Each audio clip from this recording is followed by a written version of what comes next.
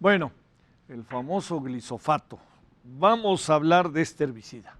A ver, y sobre todo tratar de entender de qué hablamos, ¿no? Del tema o cómo ubicamos, ¿no? El asunto, en qué ubicación le damos y que si es perjudicial, no es perjudicial, pues cosas que todos nos ponemos hoy a pensar, ¿no? Bueno, le quiero agradecer a Bosco de la Vega, presidente del Consejo Nacional Agropecuario. Bosco, de nuevo, muchas gracias. ¿Cómo has estado?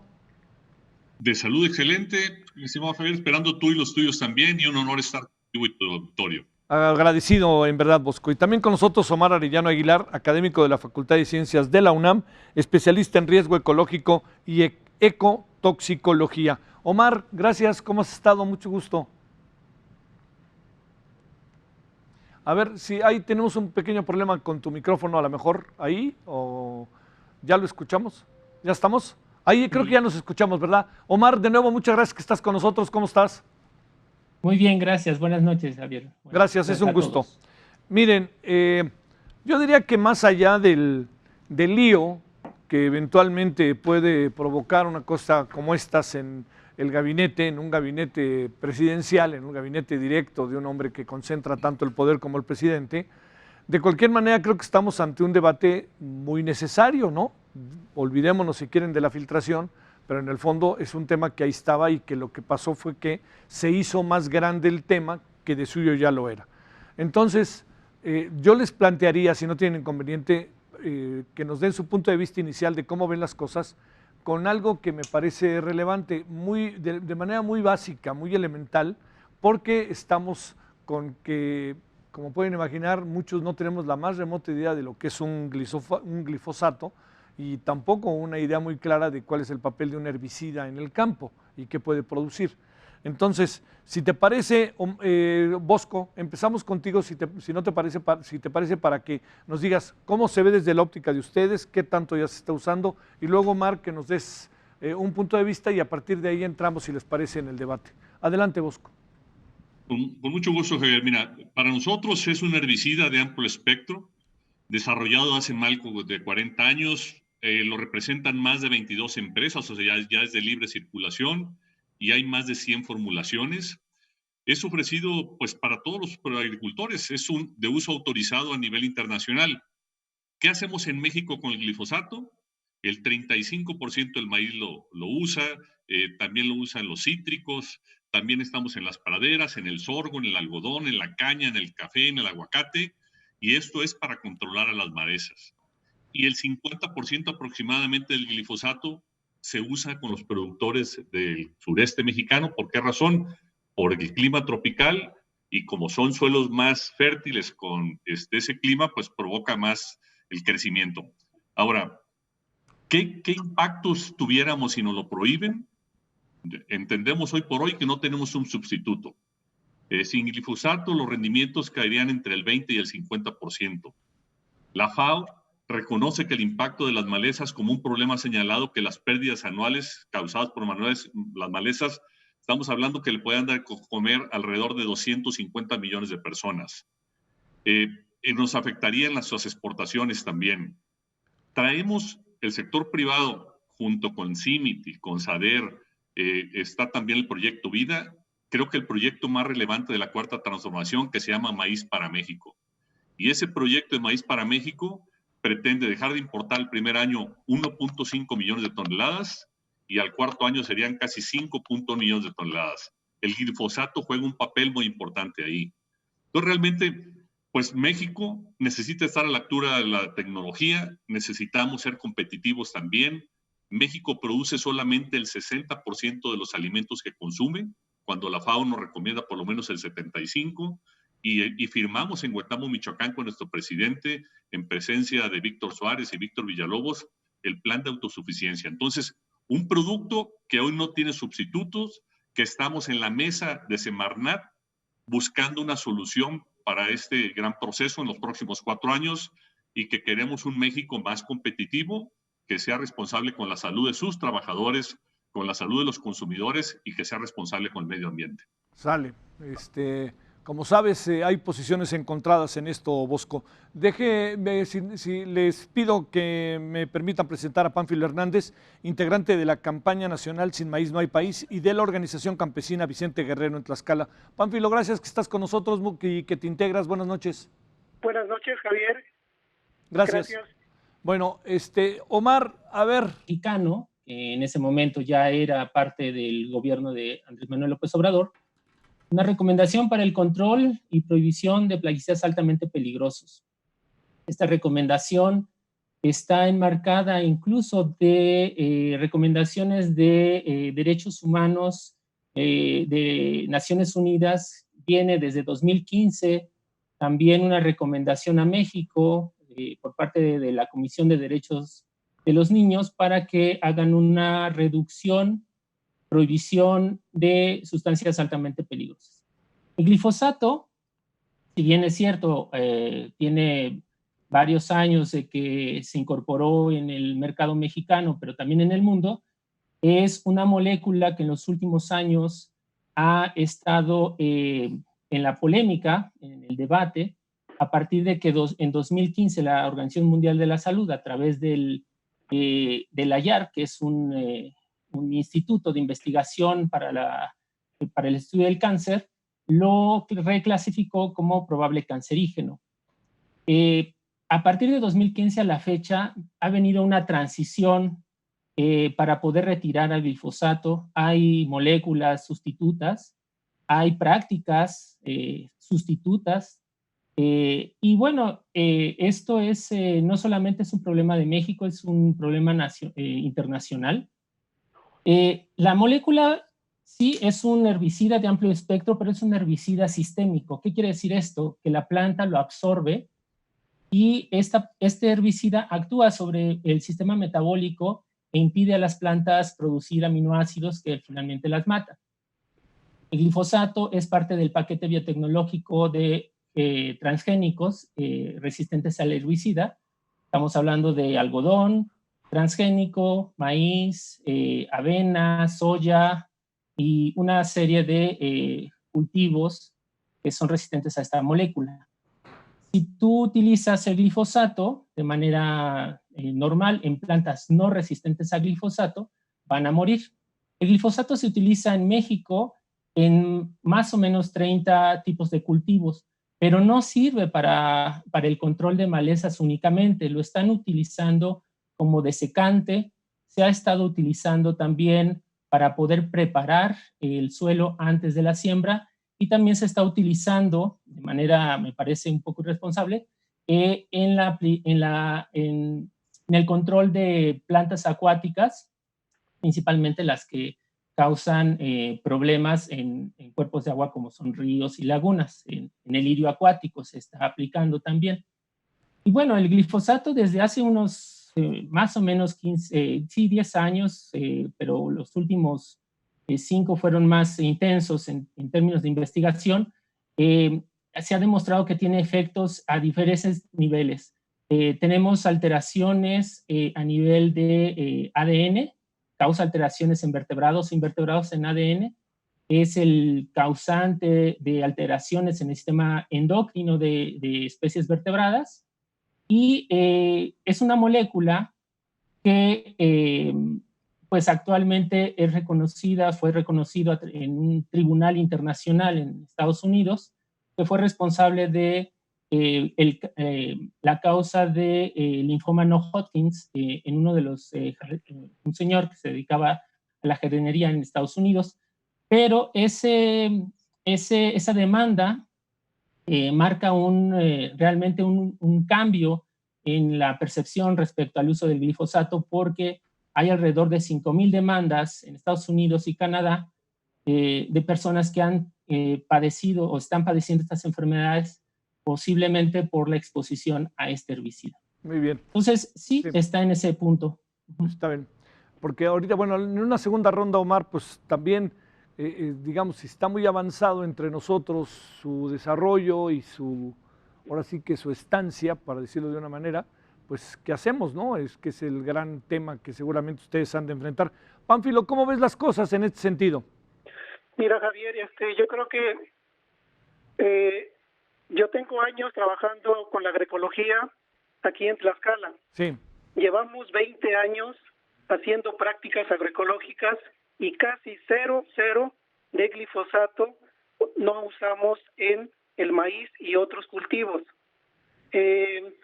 Siempre aplicamos prácticas sanas, prácticas agroecológicas, y eso yo creo que también tenemos que buscar alternativas. El glifosato tiene una historia negra ahora sí en el mundo.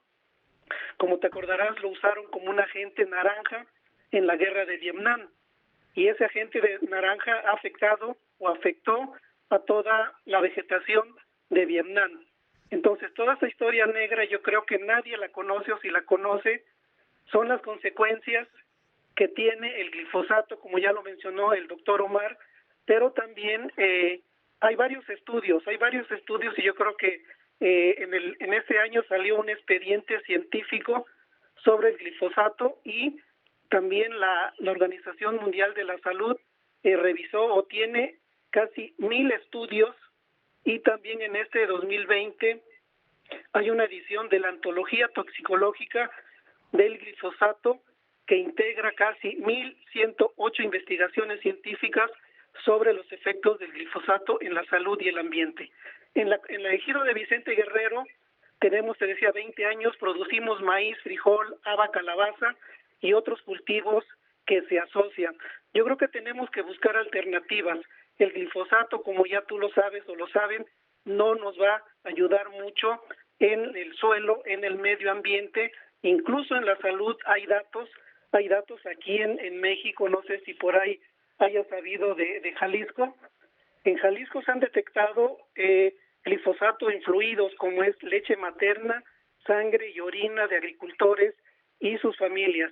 Niños también que orinan glifosato en Autlán, Jalisco. Entonces yo creo que hay alternativas muy sanas como las prácticas agroecológicas. Nosotros obtenemos casi entre 5 a 6 toneladas sin usar ningún herbicida, claro, ayudado también con abonos naturales, abonos orgánicos, y los campesinos obtenemos entre 5 a 6 toneladas de maíz. Posiblemente no sea muy suficiente como aquellos que producen alrededor de 10, 12 o 15 toneladas por hectárea con insumos.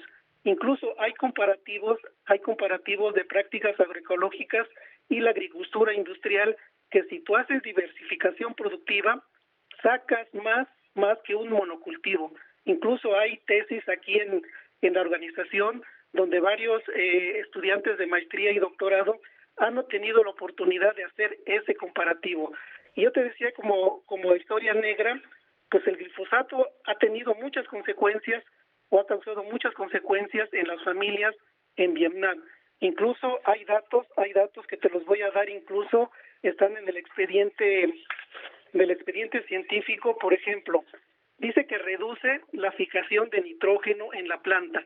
¿Qué quiere decir eso? Que la planta no actúa de forma natural, sino que cuando se aplica un herbicida o un pesticida, inhiben una función.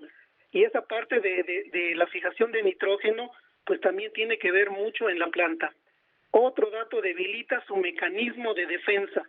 Este debilitamiento de defensa pues está propenso a plagas, enfermedades y a otros.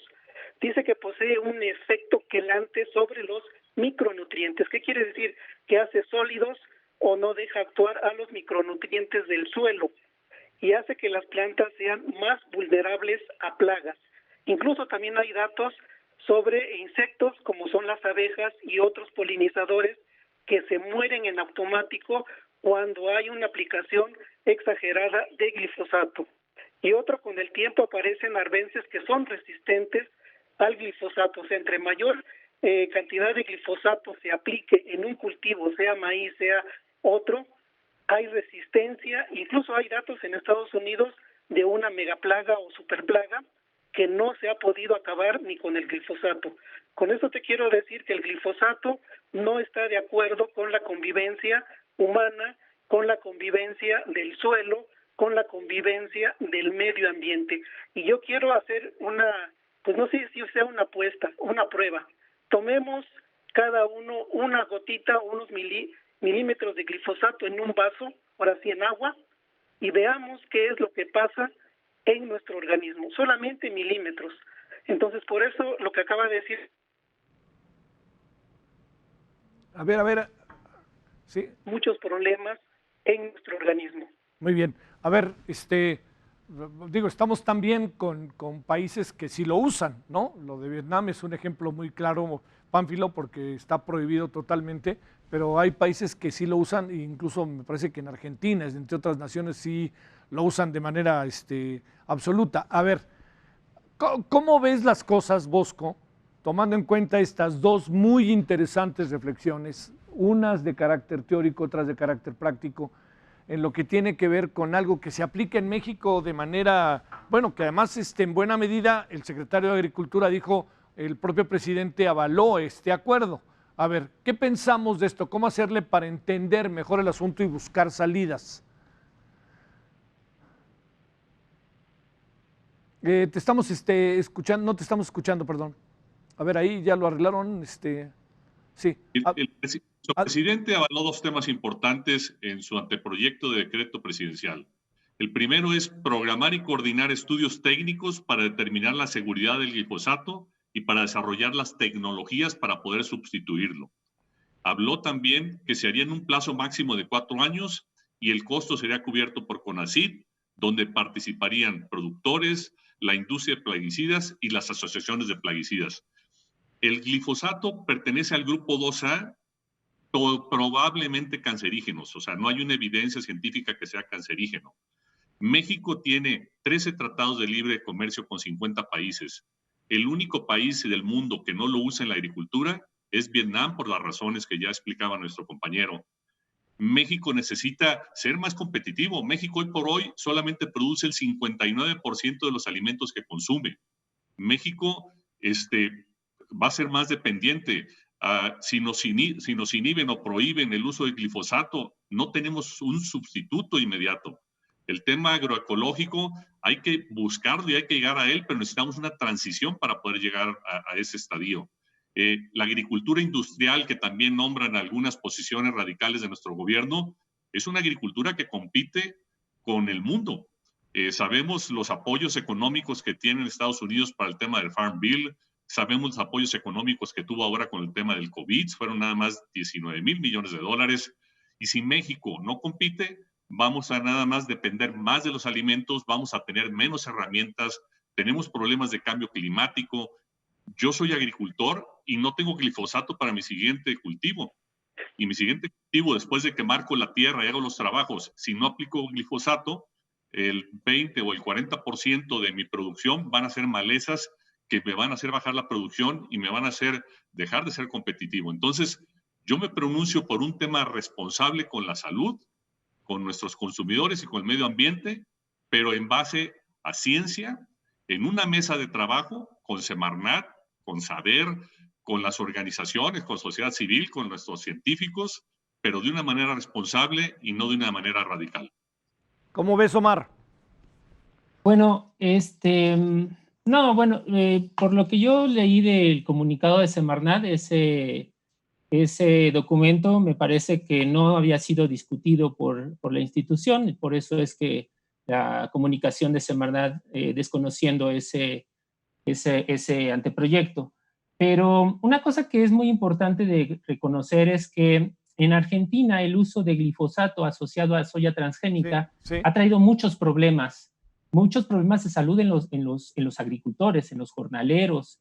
La aplicación en avioneta es terrible, porque esparcen incluso sobre escuelas de niños. Hay un movimiento de mujeres, de mamás, que están en contra de la aspersión de glifosato en avioneta cerca de las escuelas.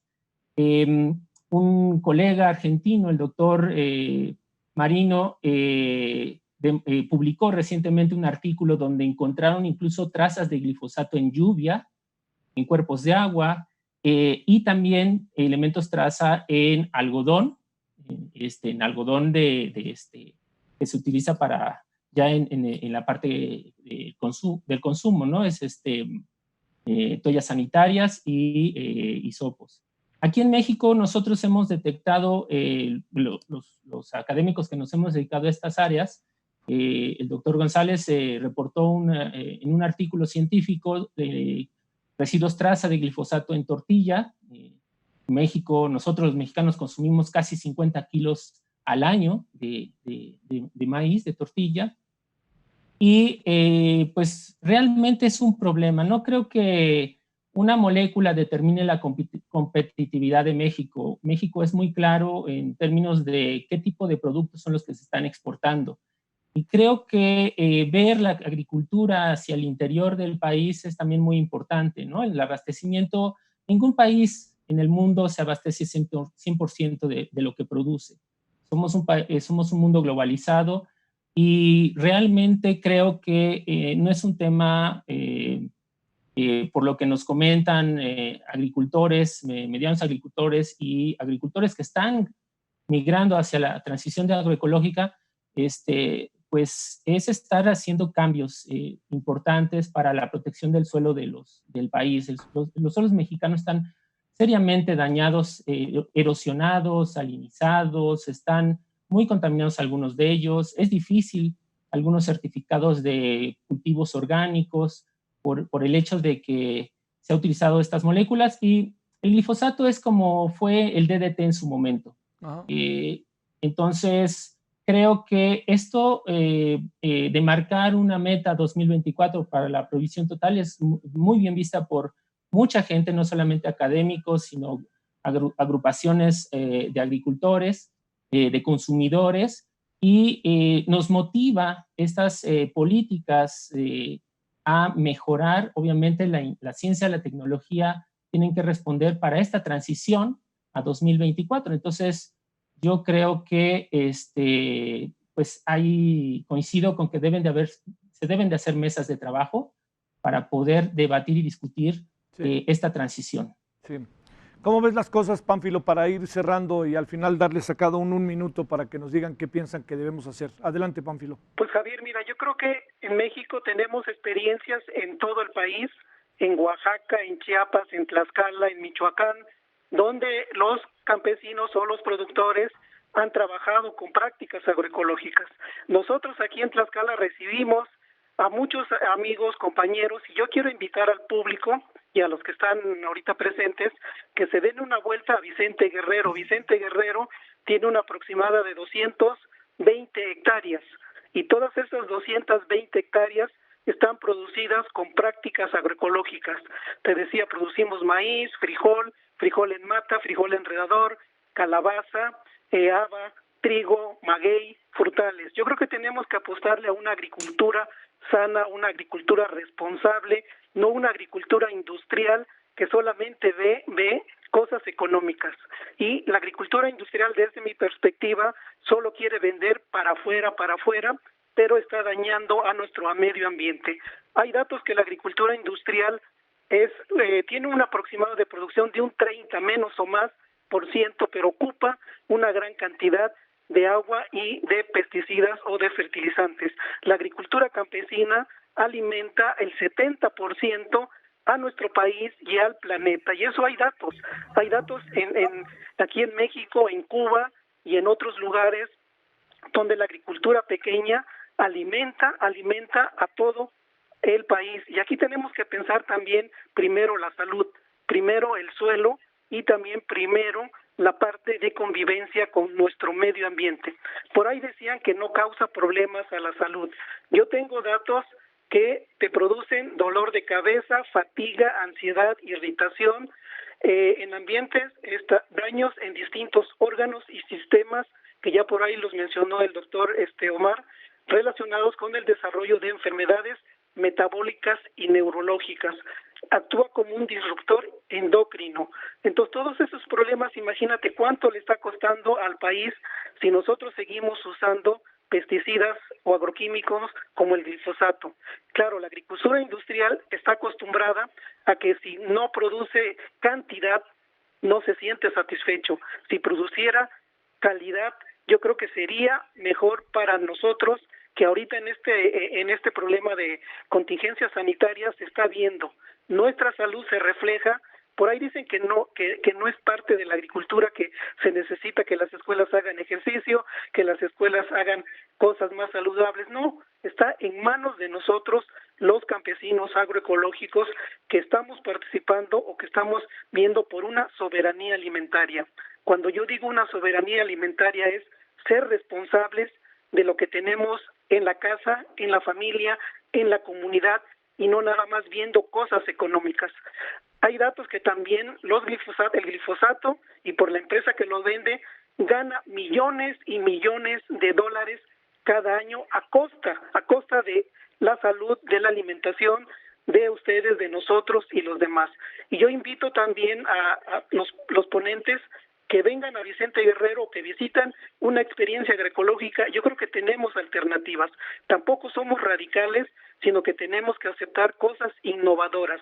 Innovadoras quiere decir lo que los abuelos dejaron y lo que también los académicos pueden seguir aportando, los agrónomos, los fitotecnistas. Y para terminar esta parte, para la agroecología es muy importante el suelo, que es un ser vivo, la semilla, que es muy importante, y también el agua, que es en estos días nos está faltando.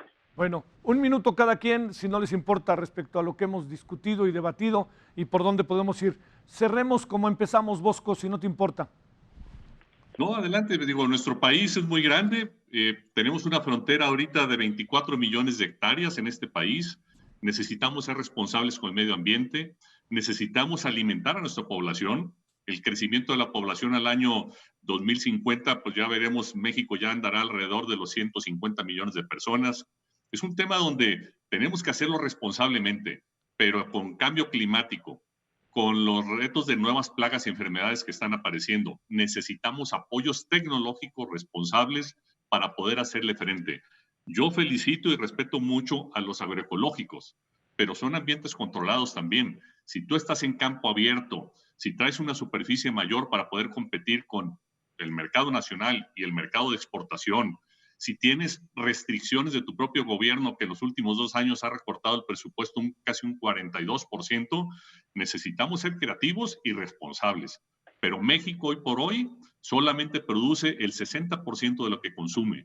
Entonces necesitamos darle los alimentos. Yo celebro que al día de hoy no falten alimentos a la mesa de ninguno de los mexicanos y quiero, junto con Semarnat, Agricultura y todos los que se quieran sumar, están en una mesa para que, con evidencias científicas, con responsabilidad, fortalezcamos a nuestro gran país que es México, y ese es el pronunciamiento como Consejo Nacional Agropecuario. Adelante, Omar. Muy bien. Bueno, yo lo que digo es que México está en la línea de los Objetivos de Desarrollo Sostenible 2030. Sí. Son muy claros en cuanto a las metas de reducción de contaminantes en la producción de alimentos sanos, en la protección de la biodiversidad, y que el mandato es reducir estas moléculas que son peligrosas, son tóxicas. Por el otro lado, el gobierno mexicano está respondiendo a la recomendación de la Comisión de Derechos Humanos, y yo creo que esto que está ocurriendo ahorita sea el paso ahora sí decisivo de realmente sentarnos a la mesa, porque la discusión ha venido desde 2012 con el freno al maíz transgénico, entonces, y que venía con el glifosato. Así que yo creo que es muy bueno empezar a discutir, que la gente sepa, claro, y que vamos en la línea. Muchas gracias. Sí, claro. Está, un poco, Marte, soy sincero, era poner, entiendo que para ustedes es un tema en el que tienen código, ya han hablado durante mucho tiempo, pero de repente, glifosato, ¿qué es eso, no? Y resulta que está en todos lados, ¿no? Ahora resulta que está en todos lados y no sabemos ni cómo se llamaba, ¿no? A ver, cerremos, Pánfilo Hernández, si no te importa. Adelante, Pánfilo. Pues mira, yo quiero hacer mucha referencia y más en las prácticas agroecológicas. Yo creo que hay alternativas, ¿sí? Hace años los abuelos, claro, no es la misma dimensión de la población como se dice, pero también pudieron vivir y sobrevivir a todas estas cosas que pasaron en la historia, las guerras y todo eso, y los campesinos no tenían agroquímicos, ¿sí? Después de los 50, pues los agroquímicos aparecieron como negocio, y yo creo que la alimentación no lo tenemos que ver 100% de negocios, como una parte alimentaria. Un ejemplo, yo estuve varios meses en Cuba, y los cubanos viven 102 o 103 años más, respetan mucho la parte de la salud, le dedican más inversión a la salud y también le dedican más a la educación. ¿Por qué? Porque ya no compran agroquímicos hacia afuera. Y yo creo que eso tenemos también que verlo, ¿sí? Hay alternativas naturales, hay alternativas saludables y nuevamente también invitarlos, como dijo el doctor Omar, a seguir debatiendo esta parte. Yo creo que el glifosato ha sido ahorita el debate, pero también tenemos que ver muchas consecuencias en la salud, en el suelo y en el medio ambiente.